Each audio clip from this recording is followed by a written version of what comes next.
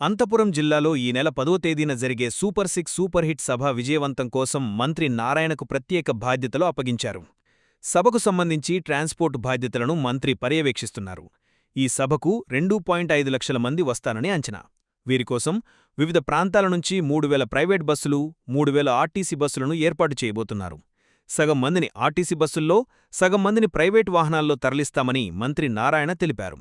Super six super hit సభను TDP, BJP, Janasena నేతలు కలసి విజయవంతం చెయ్యాలని ఆయన పిలుపునిచ్చారు. అధికారులతో కలిసి సభా ప్రాంగణాన్ని పరిశీలించిన మంత్రి నారాయణ ట్రాఫిక్ సమస్యలు లేకుండా జాగ్రత్తలు తీసుకోవాలని జిల్లా ఎస్పీ పి. జగదీష్కు సూచించారు.